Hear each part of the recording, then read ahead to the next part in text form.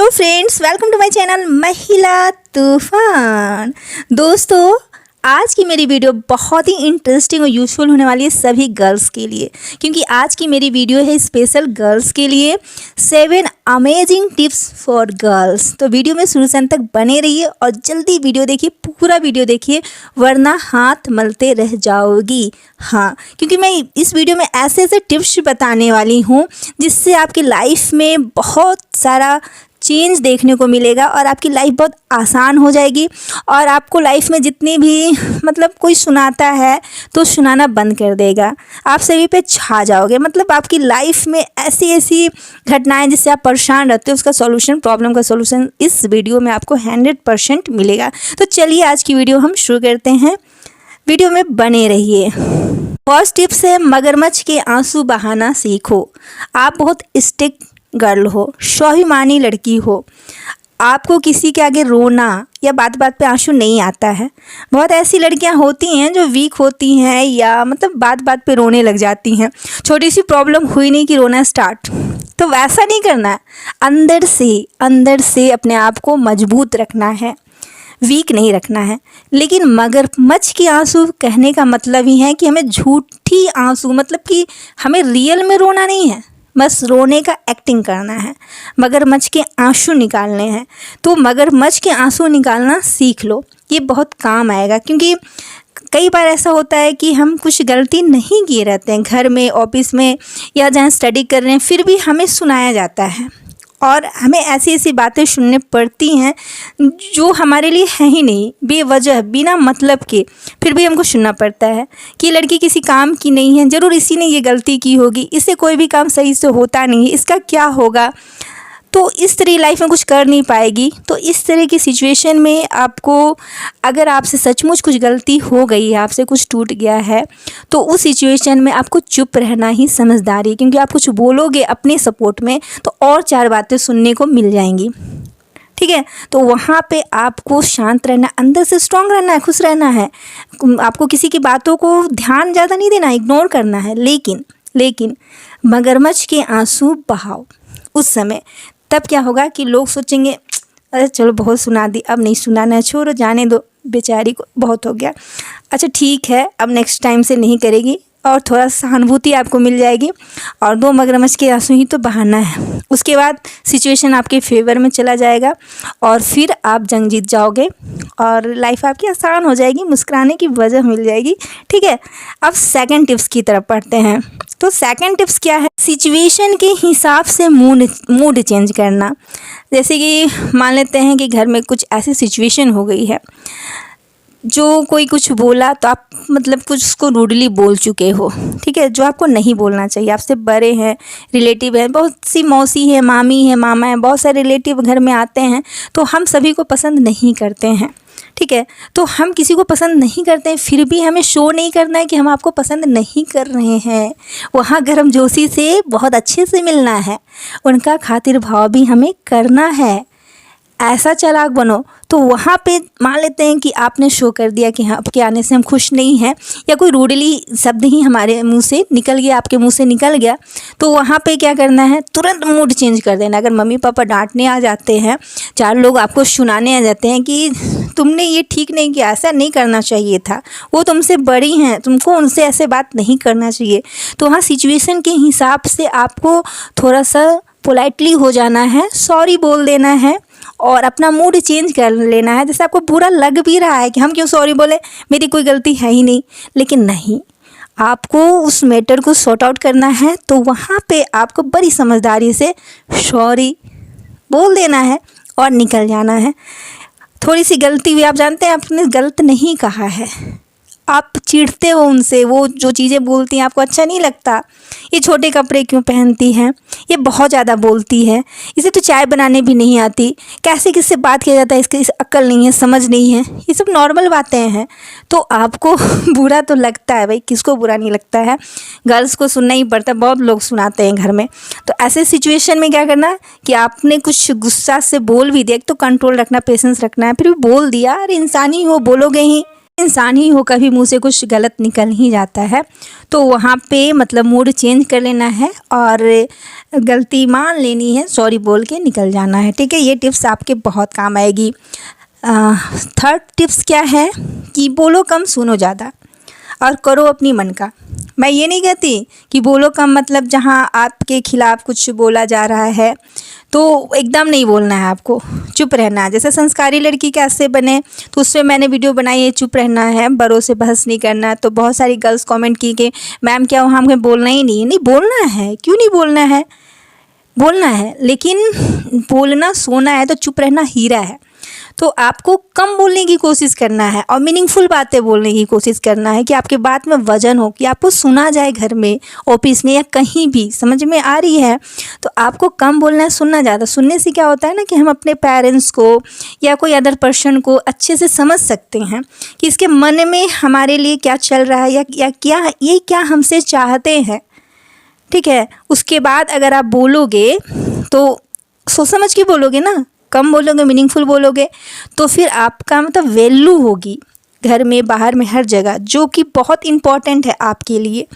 तो इसलिए सुनो ज़्यादा, क्योंकि ऐसा कहा भी गया है कि एक वक्ता से ज़्यादा जो होता है श्रोता को अच्छा माना गया है। सुनने वाले लोगों को लोग पसंद करते हैं, खासकर गर्ल्स के मामले में। तो ये टेक्निक भी यूज करो अपने फ़ायदे के लिए। 4 पॉइंट्स है, सेल्फ रिस्पेक्ट का पूरा ध्यान रखना है। कैसे? तो अक्सर हमारी सेल्फ रिस्पेक्ट घर में या बाहर, घर में खासकर कैसे हर्ट होती है कि कोई हमारा नाम को ही रिस्पेक्ट से नहीं बुलाया जाता है। घर में प्यार से अगर कुछ बोलते हैं पेरेंट्स तो कोई बात नहीं, लेकिन बहुत कोई हमारे नाम को ही सही से नहीं बोलते हैं। या हम जैसे दिखते हैं, जैसे मोटे हैं तो मोटी, सुनो इधर सुनो, मोटी, पतली है तो पतली हड्डी। तो ये सब क्या है? तो वैसे में आपको करना क्या है कि आपको कोई 10 बार आवाज़ लगाए भी आपको सुनना नहीं है। तो वो कहेंगे सुनाई नहीं देता क्या? तो प्यार से करना, अगर मौसी हो, मामा हो, कोई भी हो, मौसी आप मेरी अपनी मौसी हो, क्या आपको मेरा नाम नहीं पता है? इस तरह से सॉफ्टली जवाब देना है, सुनना नहीं है। क्योंकि नेक्स्ट बार जब आपको वो आवाज़ दे, बुलाए, तो आपको रिस्पेक्ट से आपका नाम लेके बुलाए, क्योंकि नाम हमारा पहचान और वैल्यू होती है। तो घर से ही हमें वैल्यू इंपॉर्टेंस मिलनी चाहिए, जिससे कि बाहर भी मिले। तो इस तरह से अपना सेल्फ रिस्पेक्ट का पूरा ध्यान रखना है और किसी को भी ये अधिकार मत देना कि आपके रिस्पेक्ट को हर्ट करे, सेल्फ रिस्पेक्ट को हर्ट करे। अपनी रिस्पेक्ट आपको बखूबी करनी है, 100% करनी है, अपनी डिसीजन की रिस्पेक्ट करनी है। इस तरह से आपको अपनी सेल्फ रिस्पेक्ट का पूरा ध्यान रखना है। 5 पॉइंट्स है, तुनक कर जवाब मत दे। कहने का मतलब है कि कभी किसी को रूडली या तुनक कर तुरंत हाजिर जवाब नहीं देना है। उससे क्या होता है, कई बार हम जोश में होश खो बैठते हैं, कुछ ऐसी बातें बोल देते हैं, अपने पेरेंट्स को ही बोल देते हैं, जो पेरेंट्स पकड़ लेते हैं। फिर उनकी नज़र में हमारी छवि ख़राब हो जाती है, फिर वो हमसे बात करना ही नहीं चाहते हैं। तो इससे भी क्या होगा, हमारा कैरियर में हमें कुछ उनसे पैसे लेना है, लाइफ की बहुत बड़े डिसीजन हमारे पेरेंट्स ही लेते हैं, तो हमारे लाइफ में बहुत ज़्यादा प्रभाव पड़ेगा। या कोई रिलेटिव ही है तो बोलेंगे आपकी बेटी को तो बोलने का तमीज़ ही नहीं है, कैसे संस्कार दिए हैं, कैसे पालन पोषण किए हैं। आपकी मम्मा को बहुत सुनना पड़ जाएगा, पेरेंट्स को भी। तो किसी को तुनक कर जवाब नहीं देना। मैं समझ सकती हूँ कि बहुत ऐसे रिलेटिव होते हैं जो अगर ज़्यादा आपको पढ़ाया जा रहा है तो बोलेंगे कि बेटी को इतना क्यों पढ़ा रहे हो, क्या करेगी, इसे तो दूसरे घर जाना है, या बेटी को यहाँ क्यों भेज रहे हो, ये काम क्यों करने दे रहे हो। बहुत सारे पेरेंट्स को कोई इतराज़ नहीं, वो आप पे ट्रस्ट करते हैं, लेकिन 4 लोग क्या कहेंगे वाली बात है ना, वही बातें हो जाती हैं।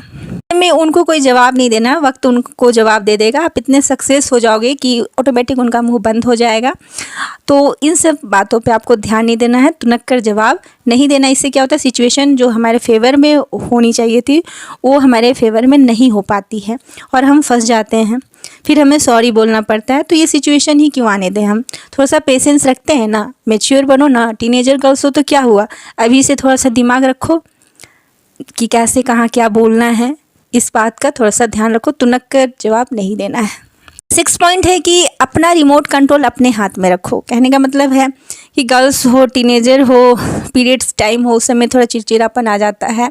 पहली बार आप लोग ये सब फेस करते हो लाइफ में, बहुत सारे शरीर में हार्मोन्स चेंज होते हैं या ऐसी आपकी अवस्था होती है कि आप में थोड़ा सा चीज़ों को समझ नहीं पाते हैं, कब कहाँ कैसे बोलना है, कैसे करना है, तो लोग आपका इस चीज़ का फ़ायदा उठाते हैं। जब समझ जाते हैं कि इस लड़की में मैच्योरिटी नहीं है, समझदार नहीं है, पेशेंस नहीं है, तो आपका भाई ही है, सगा भाई नहीं तो चचेरा भाई है कोई है, तो आपको क्या करते हैं ना, वो पिच करते हैं, मतलब कि आपको गुस्सा दिलाने की कोशिश करते हैं, फिर कभी आपको रुलाने की कोशिश करते हैं, कभी आपका मजाक बनाते हैं।